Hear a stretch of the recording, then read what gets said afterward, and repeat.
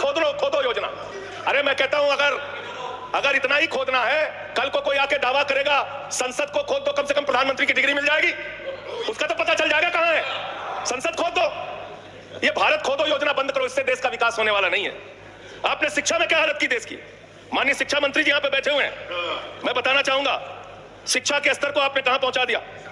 11 लाख, अरे क्या क्या यहां बोला गया, मैंने खुद सुना है, आप ही लोगों से सीखा है।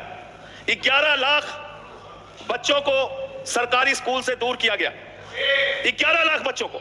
यह देश के अंदर शिक्षा की व्यवस्था है, और इसमें सबसे ज्यादा मान्यवर, अगर किसी राज्य की भागीदारी है जहां पे सबसे ज्यादा बच्चे सरकारी स्कूल से दूर हुए हैं, पिछले 8 महीने का आंकड़ा शिक्षा मंत्रालय ने लोकसभा में रखा, 11 लाख में से अकेले 7,84,000 बच्चे उत्तर प्रदेश में सरकारी स्कूलों से दूर गए।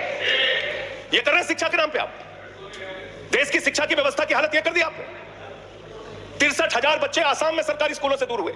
यह सरकार का आंकड़ा, मैं अपनी ओर से नहीं पढ़ रहा हूं। जब सरकार से पूछा गया शिक्षा पे कितना खर्च करते हैं, जीडीपी का कितना हिस्सा शिक्षा पे खर्च करते हैं, पिछले 3 वर्षों से भारत की सरकार जीडीपी पे 0.4% शिक्षा पे ऊपर खर्च करती है, और दिल्ली की सरकार, जहां अरविंद केजरीवाल की सरकार है, हम शिक्षा के ऊपर 25% बजट का हिस्सा खर्च करते हैं।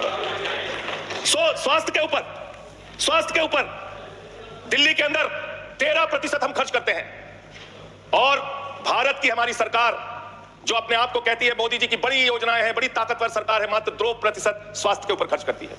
यह इस देश की हकीकत है। कैसे समानता आएगी, कैसे संविधान में लिखी हुई बातों की सुरक्षा हो पाएगी? मैं दिल्ली की बात करूं, अगर एक राज्य सरकार, दिल्ली के लोगों ने भी चुना, जिसको आप चलने नहीं देते, बार बार उसके ऊपर रोक लगाते हैं, लेकिन उस राज्य सरकार के काम क्या है वो आपको जानना बहुत जरूरी है। एक ऐसी सरकार जिसने, अब देखिए टोका टोकी बोलिए आपको उधर बात अभी ये लोग जब बोल रहे थे, बच्चों की हालत ये कर दी आपने। 63,000 बच्चे आसाम में सरकारी स्कूलों से दूर हुए। ये सरकार का आंकड़ा, मैं अपनी ओर से नहीं पढ़ रहा हूं। जब सरकार से पूछा गया शिक्षा पे कितना खर्च करते हैं, जीडीपी का कितना हिस्सा शिक्षा पे खर्च करते हैं, पिछले 3 वर्षों से भारत की सरकार जीडीपी पे 0.4% शिक्षा पे ऊपर खर्च करती है, और दिल्ली की सरकार, जहां अरविंद केजरीवाल की सरकार है, हम शिक्षा के ऊपर 25% बजट का हिस्सा खर्च करते हैं।